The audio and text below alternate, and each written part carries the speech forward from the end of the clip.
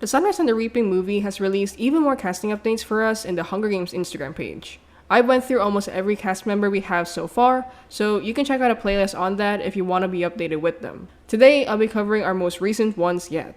We have a total of 8 new cast members, and I'll be going through them all to shed some light on not just the characters, but also the new actors and actresses we'll see in this upcoming movie. I'll also talk about new things we learned from set to see how the production is so far. And with that said, let's get started. Let's start with the casting announcement for Burdock Everdeen. In The Sunrise and the Reaping, we meet Burdock as Haymitch Abernathy's best friend, and in the Hunger Games trilogy, we learn that he's actually Katniss Everdeen's father. Burdock was originally played by Philip Troy Linger, but this was for an older version of Burdock, and he barely appeared in the movie because Burdock died before the events of the Hunger Games. Interestingly, Burdock's new casting announcement was highly anticipated by a lot of fans. And now, we have Scott Greenan as Burdock Everdeen. Scott Greenan is a Scottish actor, and he's been acting since he was 14 years old.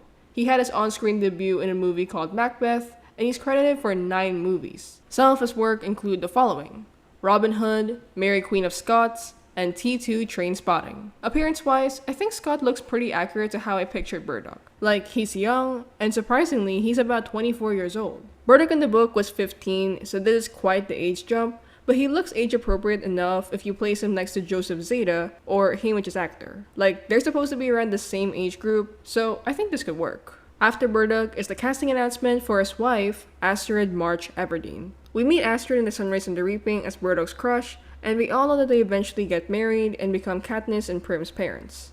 Asterid was originally played by Paula Malcolmson, and she was pretty book accurate. She had the blonde hair that the merchant sector citizens were known to have, and honestly, she looks like she just jumped out of the book to me. In this new movie, Asterid will be played by Grace Ackery. When I first saw Grace, the first thing I thought of was, wow, she looks pretty similar to Paula. And that's a really good thing here, because Grace is supposed to be a younger version of Paula in this upcoming movie. Going back though, Grace is an actress, and she's credited for 2 movies and 1 upcoming short. These 2 movies are FBI International and The Winter King.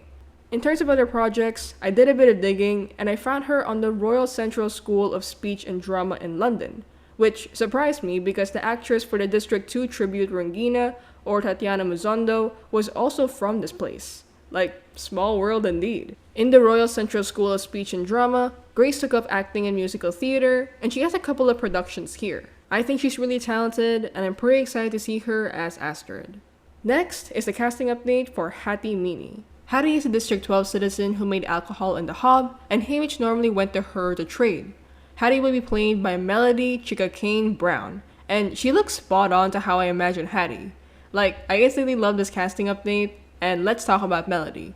Melody is a theater performer from England, and her Instagram page described her as an actor, musician, horse wrangler, British Japanese, and lives right by the sea. In terms of film projects, Melody is credited for 8 projects, and these are some of them: RSC Measure for Measure, RSC The Taming of the Shrew, and Planet Crinoid. After Hattie is the casting for Mr. McCoy. Mr. McCoy is Llewellyn McCoy's father, and he was neighbors with Haymitch. Mr. McCoy would be played by Jefferson White.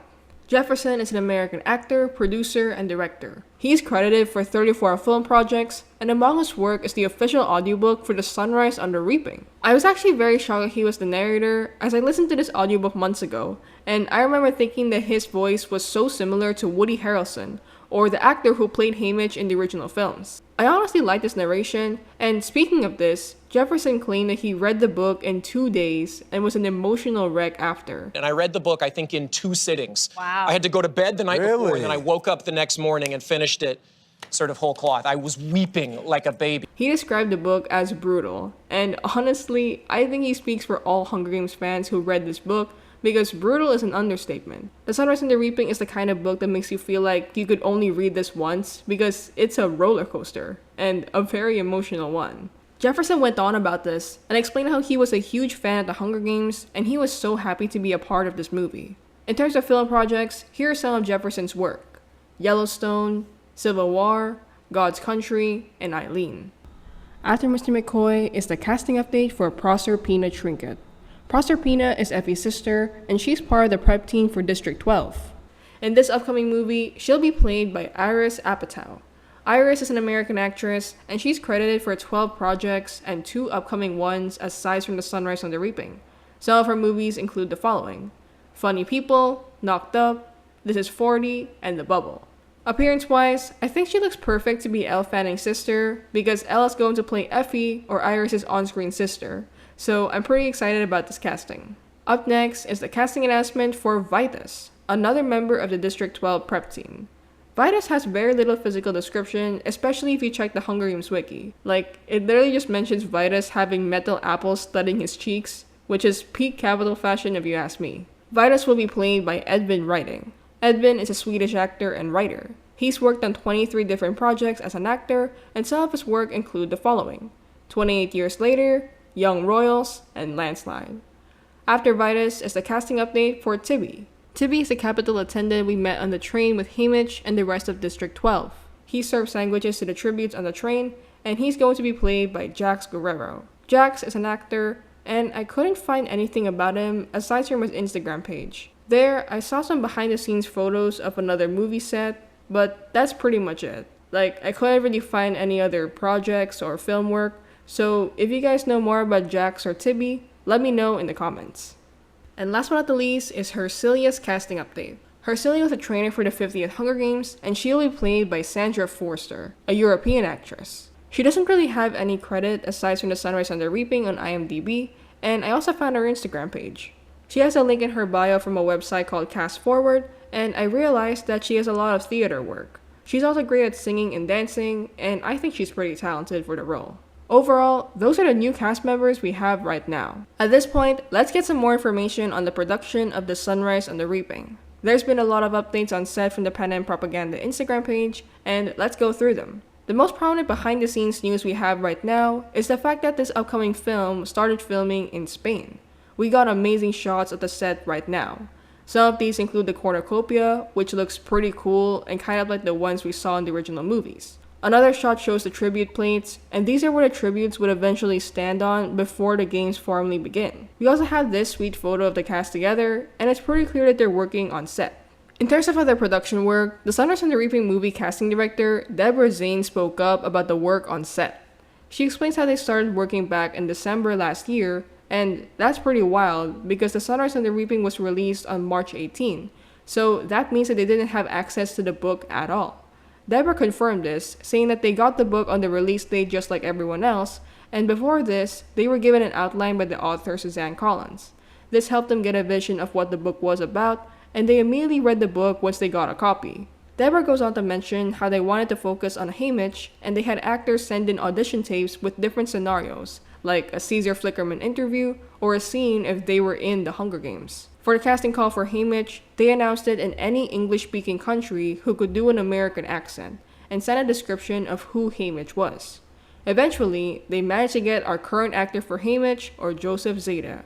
The competition was really tough for Joseph, as he even mentioned how he had to fight against big names just to get the role for Haymitch, but he managed to beat them all. And I honestly think it's a really good testimony for his acting skills. Moving forward from this, Deborah and the producers explained how they picked actors and actresses based on how they assessed the characters. According to Dylan Drury, another casting director, some traits were flexible, but we always started with who the character is in the book. Then we assess what's essential to carry over and what has wiggle room. Speaking of the current casting, Deborah also stated that the cast seemed to align itself to their vision, and it's exactly what they felt when they saw Jennifer Lawrence, or the actress who played Katniss Everdeen in the original movies. They also felt the same way when they saw Joseph Zeta, or Haymitch's actor, and Whitney Peak, the actress who will play Haymitch's girlfriend Lenore Dove. Deborah admitted that she saw the vision immediately when she saw the two of them together, and how incredible it would be to have them in the movie, especially because of how similar Whitney looked to Rachel Zegler, or the actress who played Lucy Greybeard, and is actually Lenore's relative. In some other related casting news, Elle Fanning, or the actress who will play Effie Trinket, spoke up about her character and how she got casted into the role of Effie. If you've been online, especially Instagram before Elle's casting as Effie, then you would have seen so many people beg Lionsgate to cast Elle, and it finally happened. Elle admits that the studio was being hounded to cast her as Effie, and that she accepted because Effie was her favorite character and how she really wanted to get it right for the fans. Elle also goes on about Elizabeth Banks, the original actress who played Effie in the movies. Have you been in touch with Elizabeth at all? I know she mentioned she's really excited to see what you do with the character. I actually have been in touch. Oh, she good. is, I mean, what she's done with Effie is that character, she's my favorite character when I watch those films, and I think that's really because of Elizabeth Banks and how great she is. And she sent me flowers. Aww. It was beautiful, saying, the odds are in your favor. So that's perfect. I love it. It's honestly so sweet, and I'm really excited to see Elle as Effie in the future. Speaking of amazing news, we also got a pretty recent casting rumor for Katniss, Peeta, and Haymitch. There are rumors going around that Jennifer Lawrence, Josh Hutcherson, and Woody Harrelson may go back to the franchise to film the epilogue of The Sunrise on the Reaping. And this is insane. A lot of fans have asked for this news, so it's pretty wild right now, and honestly, I'm pretty excited about it. Some people say that Jennifer, Josh, and Woody might be too old for their characters, but I think it could work if they were going to adjust the scene to be a moment that happens many years after the last book or film, Mockingjay. It would be a really sweet moment among the cast, and a good emotional one for longtime book or movie fans like me. And those are all the news we have right now. So how about you? What do you think of all these updates? Let me know in the comments down below.